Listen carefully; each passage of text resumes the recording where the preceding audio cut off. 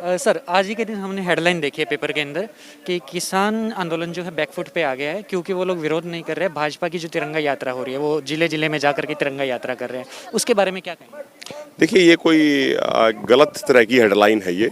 किसान आंदोलन कोई बैकफुट पे नहीं आया। किसान आंदोलन पहले भी फ्रंट फुट पे था, आज भी फ्रंट फुट पे है और आगे भी फ्रंट फुट पे रहेगा। जो एक ये बहुत रणनीतिक तौर पे हमने ये फैसला लिया कि भाई जो अभी 1 तारीख से उनकी तिरंगा यात्रा जो निकाल रहे हैं बीजेपी वाले, उस तिरंगा यात्रा का हम विरोध नहीं करेंगे। ये हरियाणा के सभी संगठनों ने बातचीत करके फैसला लिया। उसके पीछे लॉजिक ये था कि हम जानते हैं कि बीजेपी आरएसएस का तिरंगे झंडे से कोई लेना देना नहीं है। इन लोगों ने तो आरएसएस ने अपने मुख्यालय के ऊपर तिरंगा झंडा कई सालों तक लगाया भी नहीं था, तो तिरंगे का मान सम्मान नहीं करते ही हैं, लेकिन ये तिरंगे के नाम पर राजनीति करते हैं। बीजेपी का एजेंडा ये था कि इनके लोग तिरंगा झंडा लेके जाएंगे और जहां किसान उनका विरोध करेंगे तो बीजेपी प्रोपेगेंडा करेगी कि भाई किसानों ने तिरंगे झंडे का अपमान कर दिया, जैसे पहले ये दुष्प्रचार करते आए हैं।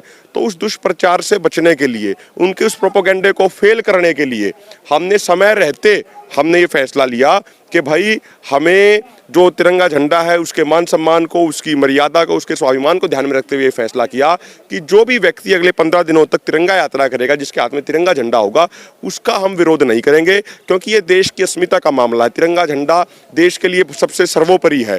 तो जो उनकी तिरंगे की आड़ में जो वो राजनीति करना चाहते थे बीजेपी वाले, उस राजनीति को हमने समय से पहले फैल कर दिया। एक और जैसे कि हम लगातार देख रहे हैं कुछ दिनों से खबरें जो बहुत पहले कुछ महीने पहले भी आ रही थी, जैसे सिंघू बॉर्डर पे या टेकरी बॉर्डर पे कहा जा रहा है कि इंडस्ट्रियलिस्ट जो है वहाँ के व्यापारी आकर के विरोध कर रहे हैं, हम खुलवाएंगे ऐसा करके। इसी चीज़ को लेकर जैसे पहले ये हरकतें हुई थी तो किसानों के ऊपर पुलिस ने हमला किया था, जिस तरीके से हमने देखा था, वाटर कैनन या फिर लाठीचार्ज हो गया था। उसके बाद कहा गया था कि किसान आगे आ गए थे, आपस में लड़ाई हो गई, तो फिर से बदनाम करने का मौका मिला गोदी मीडिया को। इस बार जो हो रहा है इसको कैसे टैकल होगा? नहीं, देखिए, किसानों ने तो किसी के ऊपर कोई हमला नहीं किया, ठीक है, किसानों ने कोई हमला नहीं किया। और जहाँ तक ये बात है इंडस्ट्री वालों की, तो देखिए ये सारे काम धंधे वहाँ पे चल रहे हैं, किसी को कोई दिक्कत नहीं है। लेबर भी नॉर्मल तरीके से आवाजाही करते हो आवाजाही अपनी कर रही है। तो ये तो कुछ बीजेपी आरएसएस के कुछ उनके प्रोजेक्टेड लोग हैं उनके, जो इस तरीके की एक तरीके से अफवाह फैलाते हैं।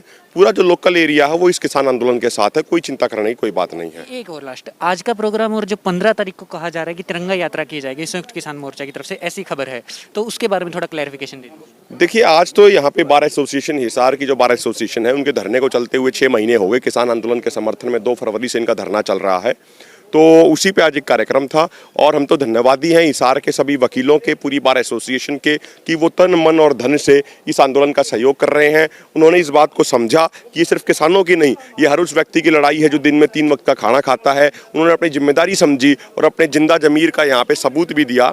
और जहाँ तक बात है 15 अगस्त के कार्यक्रम की, तो अभी संयुक्त किसान मोर्चा की तरफ से कोई भी कार्यक्रम वहाँ की सेंट्रलाइज टीम ने अभी तय नहीं किया है। कल मीटिंग होगी, कल मोर्चे की मीटिंग है। वहाँ पे जो जो सुझाव आएंगे, जो जो प्रस्ताव आएंगे, अभी सुझाव हैं सिर्फ वो, तो जो सुझाव और प्रस्ताव आएंगे उन पे चर्चा करेंगे और उसके बाद अंतिम फैसला लिया जाएगा। अभी कोई फैसला नहीं हुआ है। बहुत बहुत शुक्रिया सर।